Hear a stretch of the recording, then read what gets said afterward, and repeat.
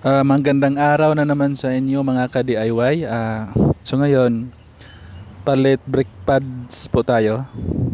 By the way po, brake caliper po pala ito sa Raider 150. So una po natin gawin is tanggalin po natin ito. Yung parang ano tawag dyan?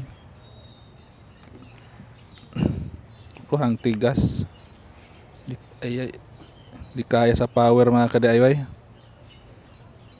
Try natin ulit. Ayun. Putang ina, ang sakit.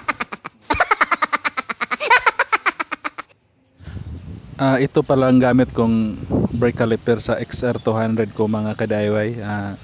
Brake caliper po ng Suzuki Raider 150. Ayan o, fabricated lang po yung bracket nya. Naka-welding. May welding po.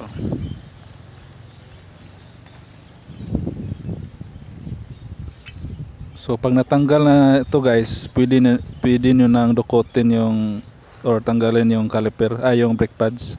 Ayan o, kita nyo ang nipis na niya.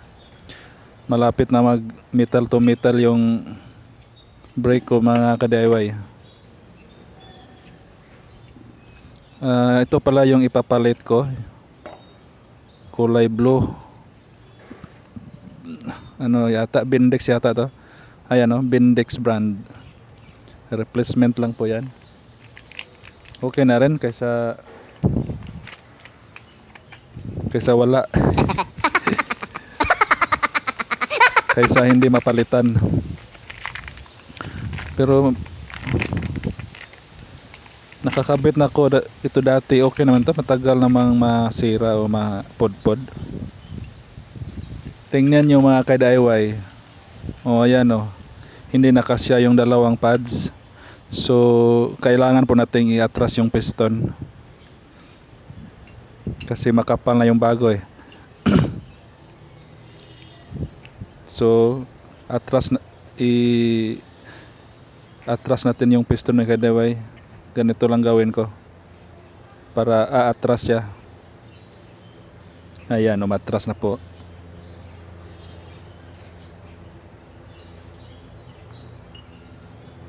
Okay na yata yan, sumuka ng fluid, brake fluid.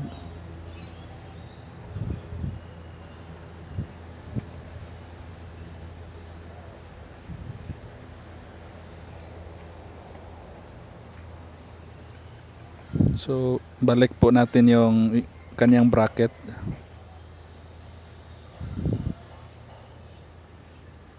So may tama pala tong bracket ko kasi lumuwag yung bolt ng disc brake ko, kaya tumama dyan. Sa pagkabit po mga ka-DIY, same lang po, ganyan lang, patong. Tapos yung isa ganyan lang, tapos ibalik nyo yung parang lock nya, ganyan. Tapos yan, tapos yung isa suksok mo, ano lang yan, laki ng clearance oh. So balik nyo yung parang holder nya.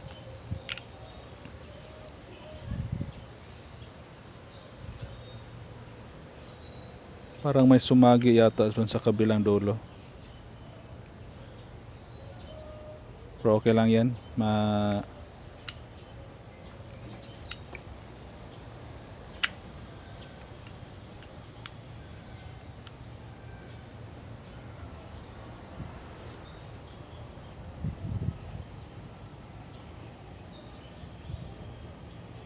Ayan, okay na yan guys.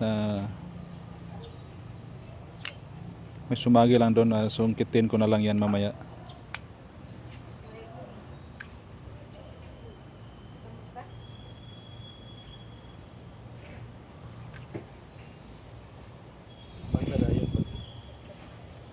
So ganun lang mag kabit ng brake pads mga ka-DIY, magpalit ng brake pads sa Raider 150. Okay, yan lang muna ang isi-share ko sa ngayon mga ka-DIY. Sa mga bago pa po sa ating page, please follow and share, and please subscribe also my YouTube channel. And thank you for watching, guys.